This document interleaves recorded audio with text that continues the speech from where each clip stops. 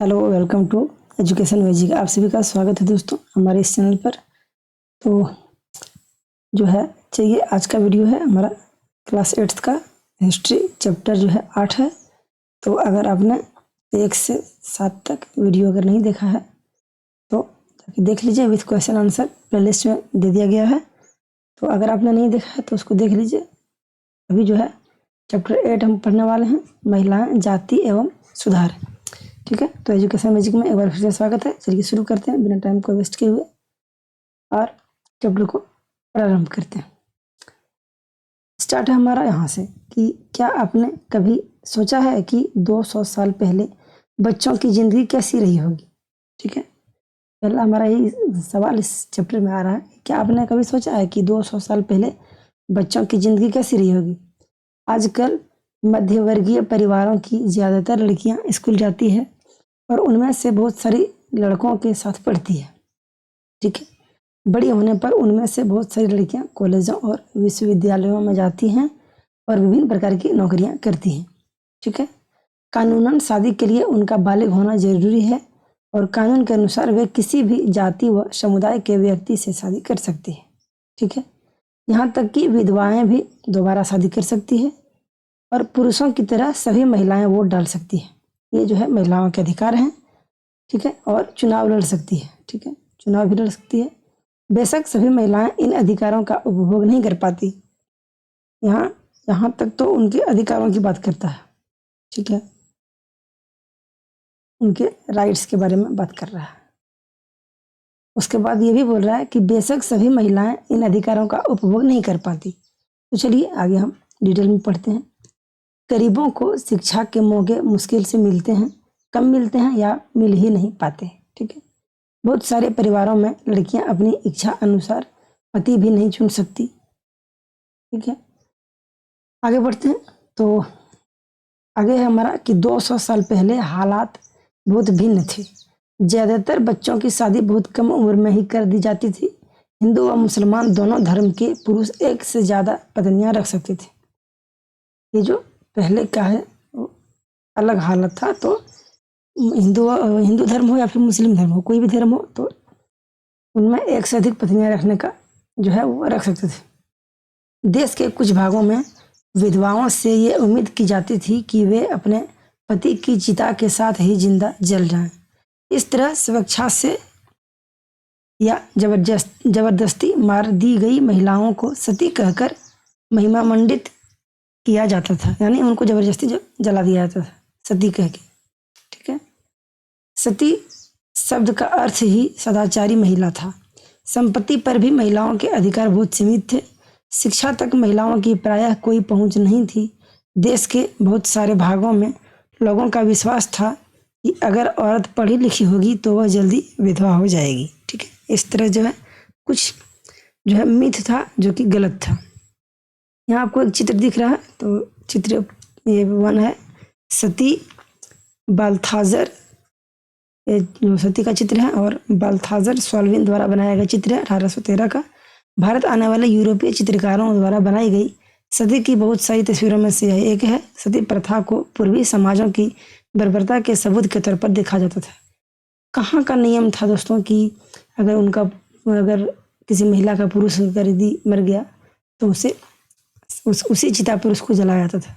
तो यह जो आप चित्र देख रहे हैं यही उसका सती का चित्र है, जो कि बिल्कुल गलत है। इसका हम पूर्ण विरोध करते हैं और ये गलत होता था। ठीक है, चाहे वो कोई भी रहे, किसी भी धर्म का रहे। आगे है, समाज में सिर्फ स्त्रियां और पुरुषों के बीच ही फर्क नहीं था। ज़्यादातर इलाकों में जातियाँ हो गया, कास्टिज्म हो गया, ठीक है, में भी बटे हुए थे। ब्राह्मण और क्षत्रिय खुद को ऊंची जाति मानते थे। इसके बाद व्यापार और महाजनी इत्यादि से जुड़ी जातियां, जिन्हें प्रायः वैश्य कहा जाता था, का स्थान आता था। फिर काश्तकार, बुनकर व कुम्हार जैसे दस्तकार आते थे, जिन्हें शूद्र कहा जाता था। इस श्रेणी क्रम की सबसे निचली पायदान पर ऐसी जातियां थी जो गांवों शहरों को साफ सुथरा रखती थी या ऐसे काम धंधे करती थी जिन्हें ऊंची जातियों के लोग दूषित कार्य मानते थे, यानी ऐसे काम जिनकी वजह से उनकी जाति भ्रष्ट हो जाती थी। ऊंची जातियां निचले पायदान पर खड़ी इन जातियों के लोगों को अछूत मानती थी। ये है सिस्टम कि ऊपर में जो बैठा है, ऊपर की जो जाति है, वो निचली जाति को अछूत मानता था। ठीक है, सोचिए कि है तो सब इंसान है, सब इंसान है, लेकिन अगर वो हमसे जाति में छोटा है तो उसे हम अछूत कहेंगे, ये उनका मानना था, जबकि ये भी गलत है, ये नहीं होना चाहिए। ठीक है, इन लोगों को मंदिरों में प्रवेश करने, स्वर्ण जातियों के इस्तेमाल वाले कुओं से पानी निकालने या ऊंची जातियों के आधिपत्य वाले घाट तालाबों पर नहाने की छूट नहीं होती थी। उन्हें निम्न दर्जे का मनुष्य माना जाता था। सोचिए, एक तो अछूत मान रहा है, इसको इससे जो है टच नहीं होना चाहिए, छू नहीं सकता है। उसके बाद मंदिर में एंट्री नहीं है, मंदिर प्रवेश नहीं कर सकता। उसके बाद अगर ऊंची जाति वाले लोग यानी स्वर्ण जाति के लोग जिस कुएं से पानी पीते हैं, ये कुआं है मान लीजिए, ठीक है, ये इस कुएं से अगर पानी वो पीता है तो उस कुएं का पानी निचली जाति के लोग नहीं पी सकते। सोचिए, अगर उसका अलग नहाने और उसका जो घाट होता है नहाने का, तालाब, मान लीजिए कोई तालाब है, इसमें अगर स्वर्ण के लोग नहाते हैं तो यहाँ निचली जातियों का यहाँ भी नहाना मना है। इस तरह का जो है सिस्टम बना हुआ था। दोस्तों आगे बढ़ते हैं। 19वीं और 20वीं सदी के दौरान इनमें से बहुत सारे कायदे, कानून और नजरिया धीरे धीरे बदलते गए। आइए देखें कि ऐसा कैसे होगा। ठीक है, तो अभी तक हमने पढ़ा कि पहले महिलाओं का क्या अधिकार था, वो पढ़ सकती हैं, वोट डाल सकती है, दोबारा शादी कर सकती है, विधवा हो गई तो और जो है खुद से अपना पति को चुनने का उसको अधिकार है, चाहे वो किसी भी धर्म का है। उसके बाद आगे हम बढ़े तो हम ये देखें कि किस तरह से दोनों धर्म में जो है एक से अधिक पत्नी रखने का जो है रख सकता था। उसके बाद कम उम्र में बच्चे की शादी हो जाती थी, विधवा हो जाने पर उसे जला दिया जाता था। पढ़ने लिखने का भी अधिकार नहीं था महिलाओं को। उसके बाद हम देखें कि किस तरह से जाति का भेदभाव होने लगा। निचली जाति को अछूत माना जाता था, वो भी तो इंसान है लेकिन फिर भी उसको अछूत मानता था। पानी नहीं पी सकता है उस कुएं का, जिससे इस तरह की बातों को हम पढ़े। अब हम देखते हैं, आगे बढ़ते हैं, परिवर्तन की दिशा में उठते कदम। ठीक है, 19वीं सदी की शुरुआत से ही हमें सामाजिक रीति रिवाजों और मूल्य मान्यताओं से संबंधित बहस, मुबाहिशे और चर्चाओं का रूप बदलता दिखाई देता है। इसकी एक अहम वजह यह थी कि संचार के नए तरीके विकसित हो रहे थे। पहली बार किताबें, अखबार, पत्रिकाएं, पर्चे और पुस्तकें छप रही थी। ये चीज़ें न केवल पुराने साधनों के मुकाबले सस्ती थी, बल्कि उन पांडुलिपियों के मुकाबले ज़्यादा लोगों की पहुंच में भी थी, जिनके बारे में आप कक्षा 7 में पढ़ चुके हैं। लिहाजा आम लोग भी उन चीज़ों को पढ़ सकते थे। उनमें से बहुत सारे अपनी भाषाओं में लिख सकते थे और अपने विचार व्यक्त कर सकते थे। नए शहरों में तमाम तरह के सामाजिक, राजनीतिक, आर्थिक और धार्मिक मुद्दों पर पुरुषों और कभी कभी महिलाओं के बीच चर्चा होती रहती थी। ये चर्चाएं आम जनता तक पहुंच सकती थी और सामाजिक परिवर्तन के आंदोलनों से जुड़ी होती थी। ठीक है, इस तरह की बहसें अक्सर भारतीय सुधारकों और सुधार संगठनों की तरफ से शुरू होती थी। राजा राम मोहन रॉय 1772 से 1833 यानी 1772 से 1833 इसी तरह के एक सुधारक थे, समाज सुधारक। ठीक है, उन्होंने कलकत्ता में ब्रह्मो सभा के नाम से एक सुधारवादी संगठन बनाया था, जिसे बाद में ब्रह्मो समाज के नाम से जाना गया। राम मोहन रॉय जैसे लोगों को सुधारक इसलिए कहा जाता है क्योंकि वे मानते थे कि समाज में परिवर्तन लाना और अन्यायपूर्ण तौर तरीकों से छुटकारा पाना जरूरी है। उनका विचार था कि इस तरह के परिवर्तन लाने के लिए लोगों को इस बात के लिए प्रेरित किया जाना चाहिए कि वे पुराने व्यवहार को छोड़कर जीवन का नया ढंग अपनाने के लिए तैयार हों। ठीक है, ये जो है एक राजा राम मोहन जो है रॉय, उनका मानना था। ठीक है, आगे बढ़ते हैं। राम मोहन रॉय देश में पश्चिमी शिक्षा का प्रसार करने और महिलाओं के लिए ज़्यादा स्वतंत्रता, समानता के पक्षधर थे। उन्होंने इस बारे में लिखा है कि किस तरह महिलाओं को जबरन घरेलू कामों से बांध कर रखा जाता था। उनकी दुनिया घर और रसोई तक ही सीमित कर दी जाती थी और उन्हें बाहर जाकर पढ़ने लिखने की इजाज़त नहीं दी जाती थी। यह एक चित्र है, चित्र 2 राजा राम मोहन रॉय जी की चित्र है, जिसे रेम्ब्रांट पील द्वारा बनाया गया चित्र है। 1833 का यह चित्र है। विधवाओं की जिंदगी में बदलाव लाने की कोशिश। तो ये जो है विधवाओं की जिंदगी में बदलाव लाने की कोशिश कर रहे थे, उनके बारे में पढ़े हैं।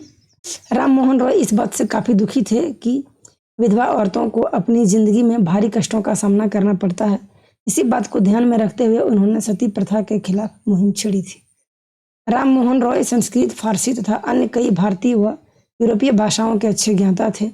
उन्होंने अपने लेखन के जरिए यह सिद्ध करने का प्रयास किया कि प्राचीन ग्रंथों में विधवाओं को जलाने की अनुमति कहीं नहीं दी गई है।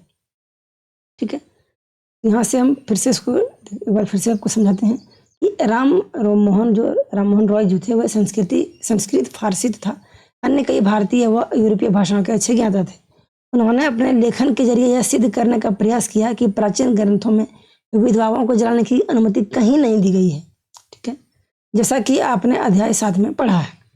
19वीं सदी के प्रारंभ तक बहुत सारे अंग्रेज अफसर भी भारतीय परंपराओं और रीति रिवाजों की आलोचना करने लगे थे। वे राम मोहन रॉय के विचारों को सही मानते थे क्योंकि एक विद्वान व्यक्ति के रूप में प्रतिष्ठा थी। फलस्वरूप 1829 में सती प्रथा पर पाबंदी लगा दी गई। ठीक है, तो राजा राम मोहन रॉय थे, इनका कहना था कि कहीं भी कोई भी धर्म में, ठीक है, कोई भी धर्म में जो है औरतों को जलाने का रीति रिवाज नहीं है। तो अगर उसका पति मर गया तो उसको विधवाओं को जलाने का जो है कहीं नहीं लिखा गया है। ठीक है, राम मोहन रॉय ने इस अभियान के लिए जो रणनीति अपनाई उसे बाद में सुधारकों ने भी अपनाया। जब भी वे किसी हानिकारक प्रथा को चुनौती देना चाहते थे तो अक्सर प्राचीन धार्मिक ग्रंथों से ऐसे श्लोक या वाक्य ढूंढने का प्रयास करते थे जो उनकी सोच का समर्थन करते हों। इसके बाद वे दलील देते थे कि संबंधित वर्तमान रीति रिवाज पर जो है प्रारंभिक परंपरा के खिलाफ है। ठीक है, यह एक स्रोत है दोस्तों, स्रोत पहला, जिनमें लिखा है कि पहले हम उन्हें लकड़ियों में बांध देते हैं। तो राजा राम मोहन रॉय ने अपने विचारों का प्रसार करने के लिए बहुत सारे पर्चे लिखे थे। इनमें से कुछ पर्चे किसी खास रिवाज के समर्थक और आलोचकों के बीच बहस के रूप में लिखे गए थे। सती प्रथा के बारे में इसी तरह का उदाहरण देखिए। तो सती समर्थक यहाँ है, तो इनका जो है क्या कहना है, तो देखिए सती समर्थक का कहना है कि औरतें कुदरती तौर पर कम समझदार, बिना दृढ़ संकल्प वाली, भरोसे के योग्य नहीं होती हैं। उनमें से बहुत सारी खुद ही अपने पति की मृत्यु के बाद उसके साथ जाने की कामना करने लगती है, परंतु वे कहीं धधकती आग से भाग न निकलें, इसलिए पहले हम उन्हें चिता की लकड़ियों में कसकर बांध देते हैं। अब हम पढ़ेंगे सती विरोध का। ठीक है, आप लोगों ने महिलाओं को अपनी स्वाभाविक क्षमता का प्रदर्शन करने का सही मौका ही कब दिया? फिर भला तुम ये कैसे कह सकते हो कि उन्हें समझ नहीं होती? अगर ज्ञान और शिक्षा के बाद भी कोई व्यक्ति ना समझ सकता हो या पढ़ाई गई चीज़ों को ग्रहण ना कर पाए तो हम उन्हें अक्षम मान सकते हैं, परंतु अगर तुम औरतों को पढ़ने का मौका ही नहीं दोगे तो तुम उन्हें कमतर कैसे कह सकते हो? तो यह था कुछ समर्थकों का पॉइंट और यह था उनका विरोध, जो है सती का जो विरोध कर रहे थे उनका पॉइंट। ठीक है, तो ये तो बिल्कुल गलत है, इसका हम समर्थन करते हैं कि सती विरोध जो है सही था। आगे बढ़ते हैं। तो उदाहरण के लिए प्रसिद्ध सुधारक ईश्वर चंद्र विद्यासागर ने भी विधवा विवाह के पक्ष में प्राचीन ग्रंथों का ही हवाला दिया था। अंग्रेज सरकार ने उनका यह सुझाव मान लिया और 1856 में विधवा विवाह के पक्ष में एक कानून पारित कर दिया। जो विधवाओं के विवाह का विरोध करते थे उन्होंने विद्यासागर का भी विरोध किया और यहाँ तक कि उनका बहिष्कार कर दिया। ठीक है, 19वीं सदी के उत्तरार्ध तक विधवा विवाह के पक्ष में चलाया जा रहा आंदोलन देश के अन्य भागों में भी फैल गया था। मद्रास प्रेसिडेंसी में के जो है तेलुगु भाषी इलाकों में वीरेशलिंगम पंतुलु ने विधवा विवाह के समर्थन में एक और संगठन बनाया था। लगभग उसी समय बंबई में युवा बुद्धिजीवियों और सुधारकों ने भी विधवा विवाह के प्रचार प्रसार का संकल्प लिया। उत्तर में आर्य समाज की स्थापना करने वाले स्वामी दयानंद सरस्वती ने भी विधवा विवाह का समर्थन किया। ठीक है, तो विधवा विवाह का इन्होंने समर्थन किया और इसके बावजूद विवाह करने वाली विधवा महिलाओं की संख्या काफ़ी कम थी। तो विवाह करने वाली विधवाओं को समाज में आसानी से स्वीकार नहीं किया जाता था। इस तरह रूढ़िवादी तबके इस नए कानून का विरोध करते रहे। यह एक चित्र है, चित्र 4, स्वामी दयानंद सरस्वती जी का। तो दयानंद ने 1875 में आर्य समाज की स्थापना की थी। आर्य समाज ने हिंदू धर्म को सुधारने का प्रयास किया था। आगे बढ़ते हैं। लड़कियां स्कूल जाने लगती है। ठीक है, बहुत सारे सुधारकों को लगता था कि महिलाओं की दशा सुधारने के लिए लड़कियों को शिक्षित करना जरूरी है। ठीक है, कलकत्ता में विद्यासागर और बम्बई में बहुत सारे अन्य सुधारकों ने लड़कियों के लिए स्कूल खोले। 19वीं सदी के मध्य में जब इस तरह के प्रारंभिक स्कूल खुले तो बहुत सारे लोग उनसे डरते थे। लोगों को भय था कि स्कूल वाले लड़कियों को घर से निकाल ले जाएंगे और उन्हें घरेलू कामकाज नहीं करने देंगे। स्कूल जाने के लिए लड़कियों को सार्वजनिक स्थानों से गुजर कर जाना पड़ता था। बहुत सारे लोगों को लगता था कि इससे लड़कियां जो है बिगड़ जाएंगी। उनकी मान्यता थी कि लड़कियों को सार्वजनिक स्थानों से दूर रहना चाहिए। फलस्वरूप 19वीं सदी में पढ़ने लिखने वाली ज़्यादातर महिलाओं को उनके उदार विचारों वाले पिता या पति की देखरेख में घर पर ही पढ़ाया जाता रहा। कई महिलाओं ने बिना किसी मदद लिए खुद ही पढ़ना लिखना सीखा। क्या आपको याद है कि पिछले साल की सामाजिक एवं राजनीतिक जीवन पुस्तक में आपने राससुंदरी देवी के बारे में क्या पढ़ा था? वे ऐसी महिलाओं में से थी जिन्होंने रात में दिए की टिमटिमाती लौ में चोरी छिपे ही पढ़ना लिखना सीखा था। ठीक है, यह एक चित्र है, चित्र 5, ईश्वर चंद्र विद्यासागर का। ठीक है, और यह जो है, जो आप ये चित्र देख रहे हैं, ये है हिंदू महाविद्यालय की छात्राएं 1875 का। 19वीं शताब्दी में जब लड़कियों के लिए स्कूल खोले गए तो आमतौर पर माना जाता था कि लड़कियों की पढ़ाई लिखाई लड़कों की पढ़ाई लिखाई से कम सख्त होनी चाहिए। हिंदू महिला विश्वविद्यालय ऐसी शुरुआती संस्थानों में से था जहां वही शिक्षा दी जाती थी जो उस समय लड़कों को दी जा रही थी। ठीक है, तो 19वीं सदी के आखिरी हिस्से में आर्य समाज द्वारा पंजाब में और ज्योतिराव फुले द्वारा महाराष्ट्र में लड़कियों के लिए स्कूल खोले गए। ठीक है, उत्तर भारत के कुलीन मुस्लिम परिवारों की महिलाएं अरबी में कुरान शरीफ पढ़ना जो है सीखने लगी। उन्हें घर पर ही पढ़ाने के लिए शिक्षिकाएं रखी जाती थी। इस स्थिति को देखते हुए मुमताज अली जैसे कुछ सुधारकों ने कुरान शरीफ को आयतों को हवाला देकर कहा कि महिलाओं को भी शिक्षा का अधिकार मिलना चाहिए। 19वीं सदी के आखिर से ही उर्दू में उपन्यासों का सिलसिला शुरू हुआ। इस उपन्यासों में महिलाओं को इस बात के लिए प्रोत्साहित किया जाता था कि वे धर्म और घरेलू साज संभाल के बारे में पढ़ें। आगे बढ़ते हैं। महिलाओं के बारे में महिलाएं लिखने लगी। ठीक है, तो 20वीं सदी की शुरुआत से ही बहुत सारी मुस्लिम महिलाओं ने महिला शिक्षा को बढ़ावा देने के लिए अहम भूमिका अदा की। जैसे भोपाल की बेगमों ने अलीगढ़ में लड़कियों के लिए प्राथमिक स्कूल खोला।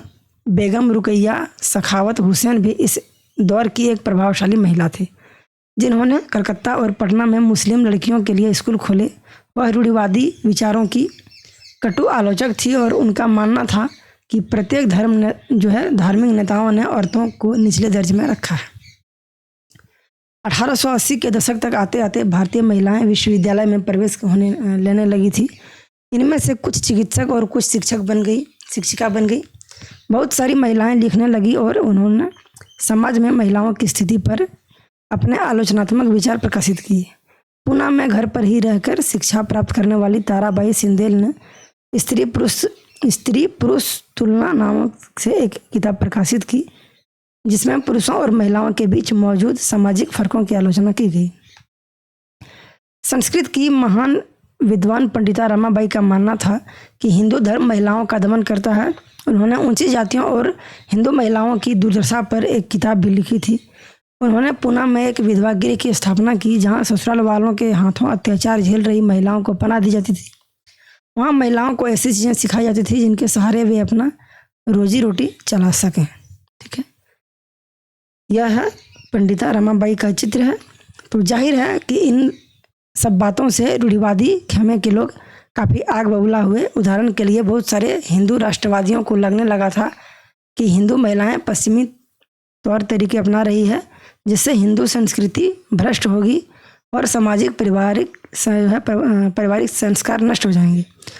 रूढ़िवादी मुसलमान भी इस बदलाव के नतीजे को लेकर चिंतित थे। जैसा कि आप देख सकते हैं कि 19वीं सदी के आखिर तक खुद महिलाएं भी सुधारकों के लिए बढ़ चढ़कर प्रयास करने लगी थी। उन्होंने किताबें लिखी, पत्रिकाएं निकाली, स्कूल और प्रशिक्षण केंद्र खोले तथा महिलाओं को संगठित किया। 20वीं सदी की शुरुआत से वे महिलाओं को मताधिकार, बेहतर स्वास्थ्य सुविधाएं और शिक्षा के अधिकार के बारे में कानून बनवाने के लिए राजनीतिक दबाव समूह बनाने लगी थी। उनमें से कुछ महिलाओं ने 1920 के दशक के बाद विभिन्न प्रकार के राष्ट्रवादी और समाजवादी आंदोलनों में भी हिस्सा लिया। 20वीं शताब्दी में जवाहरलाल नेहरू और सुभाष चंद्र बोस जैसे नेताओं ने महिलाओं के लिए और अधिक स्वतंत्रता व समानता की मांगों का समर्थन किया।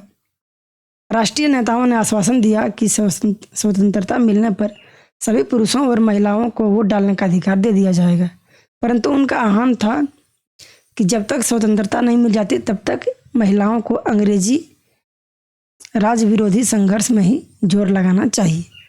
इसके बाद दोस्तों यहाँ भी हमारा स्रोत 2 है, इसको भी हम पढ़ते हैं। स्रोत 2, जब औरत का पति मर जाता है। अपनी पुस्तक स्त्री पुरुष तुलना में ताराबाई शिंदे ने लिखा था कि क्या औरत को अपनी ज़िंदगी उतनी ही प्यारी नहीं होती जितनी कि तुम्हें तुम्हारी ज़िंदगी प्यारी है। ये तो कुछ ऐसी ही बात हो गई मानो महिलाएं पुरुषों से बिल्कुल अलग चीज़ों से बनी हो, मानो वे धूल या चट्टानों या जंग लगे लोहे से बनी हो और तुम्हारी ज़िंदगी शुद्ध सोने की बनी हो।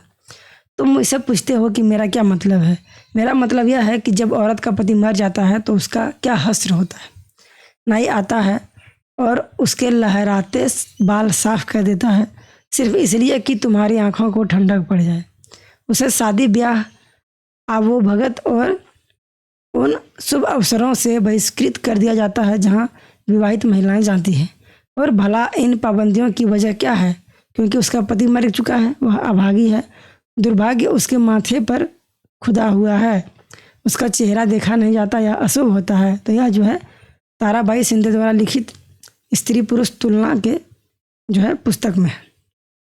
आगे बढ़ते हैं, बाल विवाह के विरुद्ध कानून। तो यह एक चित्र है, चित्र 8, जिसमें 8 साल की दुल्हन है। ठीक है, तो पढ़ते हैं।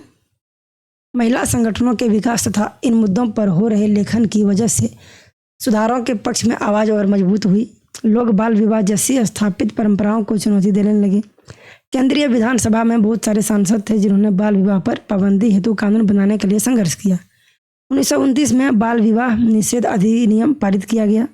इस कानून के बारे में वैसी कड़वी बहसें और संघर्ष नहीं हुए जैसे पुराने सुधारवादी कानूनों के बारे में होते थे। इस कानून के अनुसार 18 साल से कम उम्र के लड़के और 16 साल से कम उम्र की लड़की की शादी कभी नहीं हो सकती थी। बाद में यह उम्र बढ़ाकर 21 साल व 18 साल कर दी गई। तो यह 20वीं शताब्दी की शुरुआत में ही एक बाल वधू का चित्र है। क्या आपको पता है कि आज भी हमारे देश के 20% से ज़्यादा लड़कियां की शादी 18 साल से पहले कर दी जाती है। यह दोस्तों सच्चाई है, उसको छिपा करके और चोरी छुपे बहुत सारी शादी अभी भी होती है बाल विवाह के तौर पर। जाति और समाज सुधार। हमने अभी जिन समाज सुधारों का जिक्र किया उनमें से कई जातीय गैर बराबरी के भी विरोध थे। राजा राम मोहन राय ने जाति व्यवस्था की आलोचना करने वाले एक पुराने बौद्ध ग्रंथ का अनुवाद किया।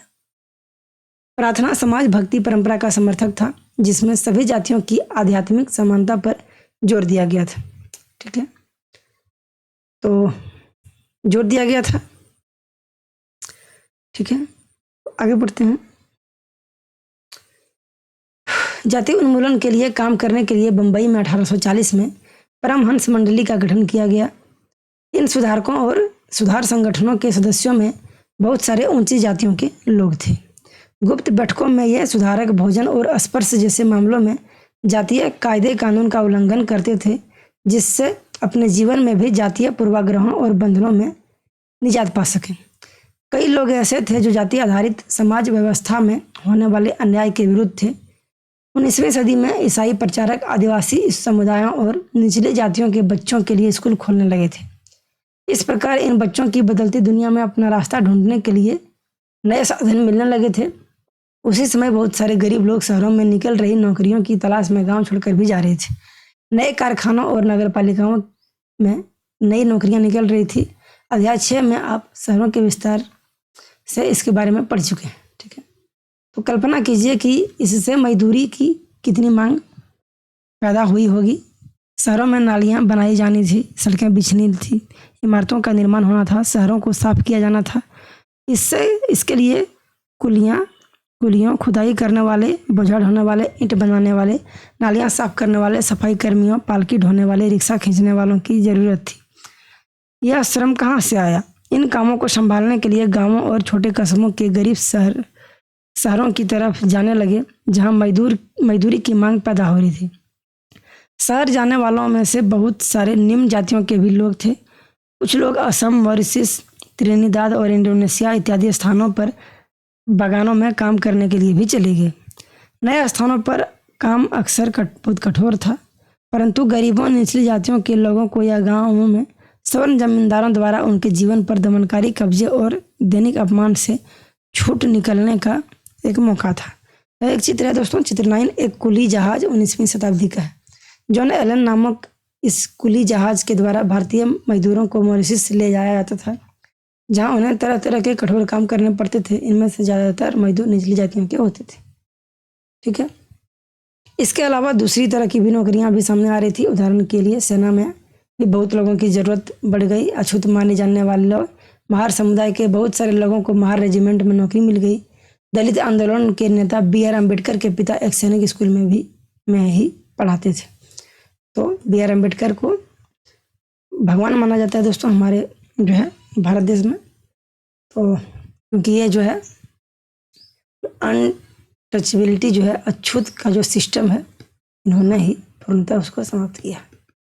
ठीक है, इन्हें हम भारत देश का एक तरह से भगवान भी हम कह सकते हैं। ठीक है, तो एक यहाँ भी हमारा पॉइंट है, कक्षा में जगह नहीं। बम्बई प्रेसिडेंसी में 1829 में भी अछूतों को सरकारी स्कूलों में घुसने नहीं दिया था। जब उन्होंने इस अधिकार के लिए सख्ती से आवाज़ उठाई तो उन्हें कक्षा के बाहर बरामदे में बैठकर सबक सुनने की इजाज़त दे दी गई, ताकि वे कमरे को दूषित न कर सकें जहां ऊंची जातियों के लड़कों को पढ़ाया जाता था। सोचिए क्या सिस्टम था कि मतलब तुमको बाहर में बैठकर सुनना पड़ेगा, तुमको वहाँ सुनाई दे रहा तो ठीक, नहीं तो नहीं। और पढ़ने का भी मतलब मान लीजिए कि पूरा अधिकार ही समाप्त था, सिर्फ नाम का था। यह एक चित्र है, चित्र 11। गुजरात के दुबला समुदाय के लोग बाजारों के लिए आम ढोकर ले जा रहे हैं। दुबला मजदूर स्वर्ण जमींदारों के पास मजदूरी करते थे। वे उनके खेत संभालते थे और जमींदार के घर आंगन के तमाम छोटे छोटे बड़े छोटे जो है काम करते थे। आगे बढ़ते हैं, समानता और न्याय की मांग। तो अगले है समानता और न्याय की मांग, इसके बारे में पढ़ते हैं। 19वीं सदी के दूसरे हिस्से तक गैर ब्राह्मण जातियों के भीतर से भी लोग जातीय भेदभाव के खिलाफ आवाज उठाने लगे थे। उन्हें सामाजिक समानता और न्याय की मांग करते हुए आंदोलन शुरू कर दिए थे। मध्य भारत में सतनामी आंदोलन की शुरुआत घासीदास ने की, जिन्होंने चमड़े का काम करने वाले को संगठित किया और उनकी सामाजिक स्थिति में सुधार लाने के लिए आंदोलन छेड़ दिया। पूर्वी बंगाल में हरिदास ठाकुर के मतुआ पंथ के ने चांडाल काश्तकारों के बीच काम किया। हरिदास ने जाति व्यवस्था को सही ठहराने वाले ब्राह्मणवादी ग्रंथों पर सवाल उठाया, जिसे आज केरल कहा जाता है। वहाँ एझावा जाति के श्री नारायण गुरु ने अपने लोगों के बीच एकता का आदर्श रखा। उन्होंने जातिगत भिन्नता के आधार पर लोगों के बीच भेदभाव करने का विरोध किया। उनके अनुसार सारी मानवता की एक ही जाति है। उनका एक महत्वपूर्ण कथन था, औरु जाति औरु मतम और देवम मनुष्यानु, मानवता की एक जाति, एक धर्म, एक ईश्वर। ठीक है, तो यह उनका कथन था कि मानवता की एक जाति, ठीक है, एक धर्म और एक ईश्वर। इन सभी पंथों की स्थापना ऐसे लोगों ने की थी जो गैर ब्राह्मण जातियों से थे और उनके बीच ही काम करते थे। उन्होंने उन आदतों और तौर तरीकों को बदलने का प्रयास किया जो प्रभुत्वशाली जातियों का अपमान करने के लिए उकसाती थी। उन्होंने अधीनस्थ जातियों में स्वाभिमान का पैदा करने का प्रयास किया। आगे बढ़ते हैं, हम गुलामगिरी के बारे में पढ़ेंगे। तो गुलामगिरी, निम्न जाति नेताओं में ज्योतिबा ज्योतिराव, ठीक है, ज्योतिराव फुले सबसे प्रमुख नेताओं में से थी।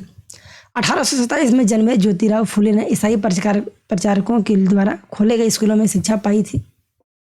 बड़े होने पर उन्होंने जाति आधारित समाज में फैले अन्याय के बारे में अपने विचार व्यक्त किए। उन्होंने ब्राह्मणों के इस दावे पर खुलकर हमला बोला कि आर्य होने के कारण वे औरों से श्रेष्ठ हैं। फुले का तर्क था कि आर्य विदेशी थे जो उपमहाद्वीप से के बाहर से आए थे। उन्होंने इस मिट्टी के असली वारिसों आर्यों के आने से पहले यहाँ के रह रहे मूल निवासियों को हराकर उन्हें गुलाम बना लिया था। जब आर्यों ने अपना प्रभुत्व स्थापित कर लिया तो वे पराजित जनता को नीच निम्न जाति वाला मानने लगे। फुले के अनुसार ऊंची जातियों का उनकी जमीन और सत्ता पर कोई अधिकार नहीं है। यह धरती यहाँ के देसी लोगों की, कथित निम्न जाति के लोगों की है। फुले ने दावा किया कि आर्यों के शासन के पहले यहाँ स्वर्ण युग था। तब योद्धा किसान जमीन जोतते थे और मराठा देहात पर न्यायसंगत और निष्पक्ष तरीके से शासन करते थे। उन्होंने सुझाव दिया कि शूद्रों यानी श्रमिक जातियां और अति शूद्रों यानी अछूत को जातीय भेदभाव खत्म करने के लिए संगठित होना चाहिए। फुले द्वारा स्थापित की गई सत्यशोधक समाज नामक संगठन ने जातीय समानता के समर्थन में मुहिम चलाई। यह एक चित्र है, चित्र 13, ज्योतिराव फुले यही है। तो यह जाति और जो इसका भेदभाव था उसको खत्म करने के लिए समाज का संगठन किए थे। यह है दोस्तों स्रोत 3, मैं यहाँ और तुम वहाँ। फुले उच्च जाति नेताओं के उपनिवेशवाद विरोधी राष्ट्रवाद के भी आलोचक थे। उन्होंने लिखा था, ब्राह्मणों ने अपने धर्म की यह तलवार छिपा ली है जिसने लोगों की संपन्नता का गला काट दिया है और वे देश के महान देशभक्त बने घूम रहे हैं। वे हमारे शूद्र मुस्लिम और पारसी नौजवानों को ये सलाह देते हैं कि अगर हम ऊंच नीच के बारे में अपना सारा लड़ाई झगड़ा बंद करके एकजुट नहीं होंगे तो हमारा देश कभी उन्नति नहीं कर पाएगा। यह एकता उन्हीं के फायदे में है और क्योंकि इसके बाद दोबारा यह स्थिति पैदा हो जाएगी, मैं यहाँ और तुम वहाँ। तो यह ज्योतिराव फुले काश्तकार की चाबुक इनमें लिखा हुआ था। ठीक है, आगे बढ़ते हैं। 1873 में फुले ने गुलामगिरी यानी गुलामी नामक एक किताब लिखी। इससे लगभग 10 साल पहले अमेरिका गृह युद्ध हो चुका था, जिसके फलस्वरूप अमेरिका में दास प्रथा खत्म कर दी गई थी। फुले ने अपनी पुस्तक उन सभी अमेरिकियों को समर्पित की जिन्होंने गुलामों को मुक्ति दिलाने के लिए संघर्ष किया था। इस तरह उन्होंने भारत की निम्न जातियों और अमेरिका के काले गुलामों की दुर्दशा को एक दूसरे से जोड़ दिया। जैसा कि इस उदाहरण से पता चलता है कि फुले ने जाति व्यवस्था की अपनी आलोचनाओं को सभी प्रकार के गैर बराबरी से जोड़ दिया था। वह उच्च जाति महिलाओं की दुर्दशा, मजदूरों की मुसीबतों और निम्न जातियों के अपमानपूर्ण हालातों के बारे में गहरे तौर पर चिंतित थे। जाति सुधार का यह आंदोलन 20वीं सदी में भी पश्चिम भारत के डॉक्टर B.R. अम्बेडकर और दक्षिण में E.V. रामस्वामी नायकर जैसे महान दलित नेताओं के नेतृत्व में चल रहा था। अगला है हमारा मंदिरों में कौन जा सकता था। ठीक है, मंदिरों में कौन जा सकता था। एक चित्र है दोस्तों। तो मंदिर प्रवेश आंदोलन से पहले अछूतों को इस तरह के प्रवेश द्वारों के आसपास भी भटकने नहीं दिया जाता था। तो इधर मंदिर है, तो यहाँ उसके लिए अछूतों के लिए नो एंट्री का बोर्ड लगा दिया जाता था। तो मंदिर में कौन जा सकता था। अंबेडकर एक महार परिवार में पैदा हुए थे। बचपन में उन्होंने इस बात को बहुत नज़दीकी से देखा था कि रोजाना की जिंदगी में जातीय भेदभाव और पूर्वाग्रह क्या होता है। स्कूल में उन्हें कक्षा के बाहर जमीन पर बैठना पड़ता था। उन्हें स्वर्ण बच्चों द्वारा इस्तेमाल किए जाने वाले नलकों को पानी पीने की इजाजत नहीं थी। स्कूल की पढ़ाई पूरी करने के बाद उन्हें उच्च अध्ययन के लिए अमेरिका जाने हेतु फेलोशिप मिल गई थी। 1919 में भारत लौटने पर उन्होंने समकालीन समाज में उच्च जातीय सत्ता संरचना पर काफी लिखा था। सन 1927 में अंबेडकर ने मंदिर प्रवेश आंदोलन शुरू किया, जिसमें महार जाति के लोगों ने बड़ी संख्या में हिस्सा लिया। ब्राह्मण पुजारी इस बात पर बहुत आग बबूला हुए कि दलित भी मंदिर के जलाशय का पानी इस्तेमाल कर रहे हैं। 1927 से 1935 के बीच अंबेडकर ने मंदिरों में प्रवेश के लिए ऐसे 3 आंदोलन चलाए।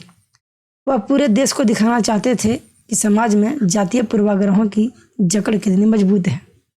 ठीक है, स्रोत 4, हम भी इंसान हैं। एक स्रोत है 4, तो हम भी इंसान हैं। 1927 में अम्बेडकर ने कहा था, अब हम सिर्फ ये साबित करने के लिए तालाब पर जाना चाहते हैं कि औरों की तरह हम भी इंसान हैं। हिंदू समाज क्या दो मुख्य सिद्धांतों समानता और जातिवाद की समाप्ति पर पुनर्गठन किया जाना चाहिए। गैर ब्राह्मण आंदोलन। 20वीं सदी के आरंभ में गैर ब्राह्मण आंदोलन शुरू हुआ। यह प्रयास उन गैर ब्राह्मण जातियों का था जिन्हें शिक्षा, धन और प्रभाव हासिल हो चुका था। उनका तर्क था कि ब्राह्मण तो उत्तर से आए उन आर्य आक्रमणकारियों के वंशज हैं जिन्होंने यहाँ के मूल निवासी देसी द्रविड़ नस्लों को हराकर दक्षिणी भूभाग पर विजय हासिल की थी। उन्होंने सत्ता पर ब्राह्मणवादी दावे को भी चुनौती दी। पेरियार के नाम से प्रसिद्ध ईवी रामास्वामी नायकर एक मध्यवर्गीय परिवार में पले बड़े थे। अपने प्रारंभिक जीवन में वे एक सन्यासी थे और उन्होंने संस्कृत शास्त्रों का गंभीरता से अध्ययन किया था। बाद में वे कांग्रेस के सदस्य बने, परंतु जब उन्होंने राष्ट्रवादियों द्वारा आयोजित की गई एक दावत में देखा कि वहां बैठने के लिए जातियों के हिसाब से अलग अलग इंतजाम किया हुआ है, तो उन्होंने हताशा होकर पार्टी छोड़ दी। इस दावत में निम्न जातियों और उच्च जातियों के लिए अलग अलग बैठने का इंतजाम किया गया था। पेरियार की समझ में आ चुका था कि अछूतों को अपने स्वाभिमान के लिए खुद लड़ना होगा। इसी बात को ध्यान में रखते हुए उन्होंने स्वाभिमान आंदोलन शुरू किया। उनका कहना था कि मूल तमिल और द्रविड़ संस्कृति के असली वाहक अछूत भी हैं जिन्हें ब्राह्मणों ने अपने अधीन कर लिया है। उनका मानना था कि सभी धार्मिक नेता और मुखिया सामाजिक विभाजनों और असमानता को ईश्वर प्रदत्त मानते हैं, इसलिए सामाजिक समानता के लिए सभी धर्मों से अछूतों को खुद मुक्ति पानी होगी। तो यह जो चित्र है, चित्र 15, यही है ईवी रामास्वामी नायकर पेरियार, जिनको हम पेरियार साहब कहते हैं। ठीक है। पेरियार हिंदू वेद पुराणों के कट्टर आलोचक थे, खासतौर से मनु द्वारा रचित संहिता, भगवद गीता और रामायण के वे कटु आलोचक थे। उनका कहना था कि ब्राह्मणों ने निचली जातियों पर अपनी सत्ता तथा महिलाओं पर पुरुषों का प्रभुत्व सौंपने के लिए, स्थापित करने के लिए इन पुस्तकों का सहारा ले लिया है।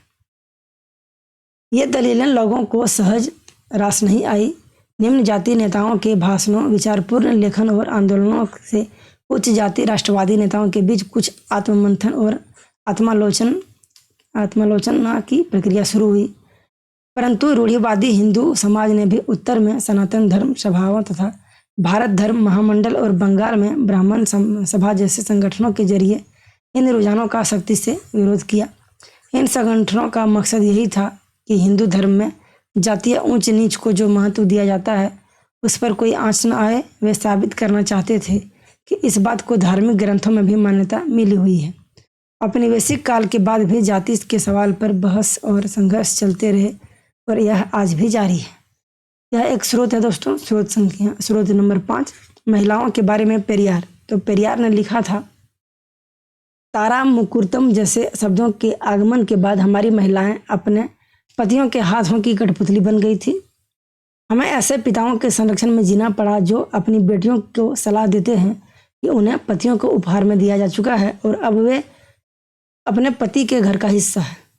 यह संस्कृति के साथ हमारी घनिष्ठता का परिणाम है। पेरियार द्वारा रचित पेरियार चिंतायनिकल से उद्धत।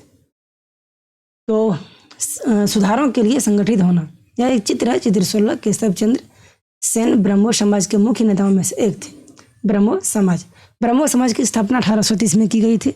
यह संस्था इसी प्रकार की मूर्ति पूजा और बलि के विरुद्ध थी और इसके अनुयायी उपनिवेशों में विश्वास रखते थे। इसके सदस्यों को अन्य धार्मिक प्रथाओं या परंपराओं की आलोचना करने का अधिकार नहीं था। ब्रह्म समाज ने विभिन्न धर्मों के आदर्शों, खासतौर से हिंदुत्व और ईसाई धर्म के विचारों की आलोचनात्मक व्याख्या करते हुए उनके नकारात्मक और सकारात्मक पहलुओं पर प्रकाश डाला। यह एक चित्र है, चित्र 17, हेनरी डेरोजियो एवं यंग बंगाल। 1820 के दशक में Henry Louis Vivian Derozio Hindu college Calcutta के में अध्यापक थे। उन्होंने अपने विद्यार्थियों को आमूल परिवर्तनकारी विचारों से अवगत कराया और उन्हें तमाम तरह की सत्ता पर सवाल खड़ा करने के लिए प्रोत्साहित किया। उनके द्वारा शुरू की गई यंग बंगाल मूवमेंट में उनके विद्यार्थियों ने परंपराओं और रीति रिवाज पर उंगली उठाई, महिलाओं के लिए शिक्षा की मांग की और सोच व अभिव्यक्ति की स्वतंत्रता के लिए अभियान चलाया। ठीक है, तो आगे बढ़ते हैं। अब हम देखते हैं रामकृष्ण मिशन और विवेकानंद। ठीक है, तो यह चित्र है 18 स्वामी विवेकानंद जी का। इनके बारे में पढ़ते हैं। रामकृष्ण मिशन का नाम स्वामी विवेकानंद के गुरु रामकृष्ण परमहंस के नाम पर रखा गया था। यह मिशन समाज सेवा और निस्वार्थ श्रम के जरिए मुक्ति के लक्ष्य पर जोर देता था। स्वामी विवेकानंद 1863 से 1902, जिनका मूल नाम नरेंद्र नाथ दत्ता था, उन्होंने श्री रामकृष्ण की सरल शिक्षाओं को अपनी प्रतिभाशाली संतुलित आधुनिक विचारधारा से जोड़कर जो है संपूर्ण विश्व में प्रसारित किया। 1893 में 1893 में शिकागो में विश्व धर्म समाज संसद में उन्होंने फिर से आपको रिपीट करते हैं। 1893 में शिकागो में विश्व धर्म संसद में उन्हें सुनने के बाद न्यूयॉर्क हेराल्ड जो है उन्होंने विवरण दिया कि ऐसे विद्वान राष्ट्र में धर्म प्रचारकों को भेजना कितना मूर्खतापूर्ण है। वास्तव में स्वामी विवेकानंद आधुनिक समय के पहले भारतीय थे जिन्होंने विश्वव्यापी स्तर पर वेदांत दर्शन के आध्यात्मिक गौरव को पुनर्स्थापित किया, लेकिन उनका उद्देश्य केवल धर्म की व्याख्या करना नहीं था। अपने देशवासियों की निर्धनता और दुर्दशा से उन्हें अतिशय दुख हुआ। उनका यह दृढ़ विश्वास था कि कोई भी सुधार तभी सफल हो सकता है जब जन समूह की दिशा उन्नत हो। अतः भारत के लोगों को उन्होंने रसोई घर के धर्म की संकीर्ण चारदीवारी के बाहर निकलने और राष्ट्र की सेवा में एकजुट होने का आह्वान किया। इस आह्वान द्वारा भारतीय राष्ट्रवाद की प्रारंभिक अवस्था में उन्होंने असाधारण योगदान दिया, किंतु राष्ट्रवाद के बारे में उनका भाव संकीर्ण नहीं था। उन्हें यह विश्वास था कि मानव जाति को जिन समस्याओं का सामना करना पड़ रहा है उन पर तभी काबू पाया जा सकता है जब विश्व के सभी राष्ट्र एक समान धरातल पर एक साथ आए। अतः एक समान आध्यात्मिक विरासत के आधार पर उन्होंने युवाओं को एक होने का उपदेश दिया और इस उद्बोधन में वह वास्तव में नई विचारधारा के प्रतीक और भविष्य के एक महान शक्ति का स्रोत बन गए। प्रार्थना समाज 1867 में मुंबई में स्थापित प्रार्थना समाज ने जातीय बंधनों को खत्म करने और बाल विवाह के उन्मूलन के लिए प्रयास किया। प्रार्थना समाज ने महिलाओं की शिक्षा को प्रोत्साहित किया और विधवा विवाह पर लगी पाबंदी के खिलाफ आवाज उठाई। उसकी धार्मिक बैठकों में हिंदू, बौद्ध और ईसाई धर्म पर विचार विमर्श किया जाता था।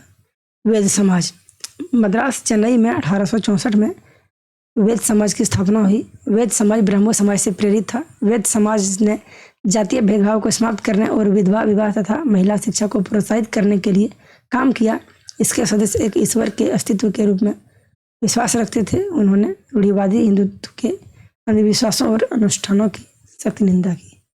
आगे बढ़ते हैं। अलीगढ़ आंदोलन, तो चित्र 19 देख रहे हैं। सैयद अहमद खां द्वारा 1875 में अलीगढ़ में खोले गए मोहम्मद एंग्लो ओरिएंटल कॉलेज को ही बाद में अलीगढ़ मुस्लिम विश्वविद्यालय के नाम से जाना गया, जहां मुसलमानों को पश्चिमी विज्ञान के साथ साथ विभिन्न विषयों की आधुनिक शिक्षा दी जाती थी। अलीगढ़ आंदोलन का शैक्षणिक सुधारों के क्षेत्र में गहरा प्रभाव रहा। अगला है सिंह सभा आंदोलन। सिखों के सुधारवादी संगठन के रूप में सिंह सभाओं की स्थापना 1873 में अमृतसर से शुरू हुई थी। बाद में 1879 में लाहौर में भी सिंह सभा का गठन किया गया। इन सभाओं ने सिख धर्म को अंधविश्वासों, जातीय भेदभाव और ऐसे आचरणों जिसे वे गैर सिख समझती थी उनसे मुक्त कराने का प्रयास किया। उन्होंने सिखों को शिक्षा के लिए प्रोत्साहित किया, जिसमें अक्सर आधुनिक ज्ञान के साथ साथ सिख धर्म के सिद्धांतों को भी पढ़ाया जाता था। यह चित्र 20 खालसा कॉलेज अमृतसर 1892 में सिख सभा आंदोलन के नेताओं द्वारा स्थापित किया गया। अन्यत्र देखते हैं। यहाँ अगला अन्यत्र काले गुलाम और गोरे बागान मालिक। ठीक है, आप जान चुके हैं कि ज्योतिराव फूले ने अपनी पुस्तक गुलामगिरी में जातीय उत्पीड़न और अमेरिका में प्रचलित दास प्रथा के बीच किस तरह से संबंध स्थापित किया था। क्या आप जानते हैं कि दासता की यह प्रथा क्या थी? 17वीं शताब्दी में जब यूरोपीय खोजी यात्री और व्यापारिक पहली बार अफ्रीका पहुंचे तो उन्होंने गुलामों का व्यापार शुरू कर दिया। वे अफ्रीका के काले लोगों को पकड़कर अमेरिका ले जाते थे और वहाँ के गोरे बागान मालिकों को बेच देते थे। उन्हें कपास और अन्य बागानों में काम करना पड़ता था, जो ज़्यादातर दक्षिणी संयुक्त राज्य अमेरिका में स्थित थे। बागानों में यह गुलाम पौ फटने से लेकर देर रात तक काम करते थे। सही ढंग से काम न करने पर नाम पर मालिक उन्हें सजा देते थे, कोड़ों से पीटते थे और तरह तरह की यातनाएं देते थे। श्वेत और अश्वेत सभी तरह के बहुत सारे लोगों ने संगठित रूप से इस दास प्रथा का विरोध किया। इसी क्रम में उन्होंने 1776 में अमेरिका क्रांति की भावना को हवाले देते हुए आह्वान किया, अमेरिका वासियों, अपने घोषणा पत्र को देखो, क्या तुम्हें अपनी भाषा की समझ में नहीं आती? गेटिसबर्ग में दिए गए अपने अत्यंत भावप्रवण भाषण में अब्राहम लिंकन ने कहा था, जिन्होंने दास प्रथा के खिलाफ संघर्ष किया है वे लोकतंत्र के पथ प्रदर्शक हैं। उन्होंने लोगों से आह्वान किया कि वे नस्ली समानता के लिए कदम उठाएं ताकि धरती से जनता के द्वारा जनता के लिए सरकार की नाश हो। यह चित्र 21 गुलामों की बिक्री दक्षिणी कैरोलिना अमेरिका 1856। यहाँ संभावित खरीदार नीलामी में अफ्रीका से लाए गए गुलामों की जांच पड़ताल कर रहे हैं। ठीक है, तो यह जो है हमारा पूरा चैप्टर कंप्लीट हुआ। तो thank you so much video में बने रहने के लिए। आपको वीडियो कैसी लगी आप हमें कमेंट करके ज़रूर से ज़रूर बताइएगा दोस्तों। एजुकेशन मैजिक में बने रहने के लिए आपका दिल से धन्यवाद। बियॉन्ड योर इमेजिनेशन जो है हमारा कोट है इस चैनल का। तो दोस्तों आपको वीडियो कैसी लगी आप हमें बताइएगा। वीडियो को लाइक कीजिएगा, अपने दोस्तों के साथ शेयर कीजिएगा और सब्सक्राइब करना नहीं भूलिएगा। आपका एक एक सब्सक्राइब में मोटिवेट करता है, हमें आगे बढ़ने में मदद मिलता है। ठीक है, तो धीरे धीरे हम कोशिश कर रहे हैं कि यह जो है आपका एक परिवार है, हमारा चैनल जो है इसके माध्यम से हम एक परिवार में जुड़ने की कोशिश कर रहे हैं। धीरे धीरे हमारा चैनल ग्रोथ करेगा, आगे बढ़ेगा, एक दिन बहुत बड़ा प्लेटफॉर्म बनेगा, ये हम आशा करते हैं आप सबसे। तो हमें सपोर्ट कीजिए और इसी तरह से बने रहिए वीडियो में। अगला वीडियो जो आएगा हमारा क्वेश्चन आंसर का वीडियो अगले वीडियो में इस चैप्टर का आ जाएगा। ठीक है, चैप्टर 80 जो है इसका क्वेश्चन आंसर का सीरीज अगले वीडियो में हम ला रहे हैं। तो पहले आप कॉन्सेप्ट क्लियर कीजिए अपना, उसके बाद क्वेश्चन आंसर को देखिए, आपको बहुत मज़ा आएगा, ये हम आपसे वादा करते हैं। ठीक है, आपको कोई भी चीज़ परेशानी समझ में आई हो तो हमें कमेंट करें, और आप अगर किसी अलग टॉपिक, अलग चैप्टर, अलग विषय के बारे में जानना चाहते हैं तो भी हमें कमेंट करके बता सकते हैं। ठीक है दोस्तों, चलिए आज के लिए इतना ही। थैंक यू सो मच, मिलते हैं अगले वीडियो में, तब तक के लिए जोहार, जय हिंद, जय Bharat. Thank you so much दोस्तों।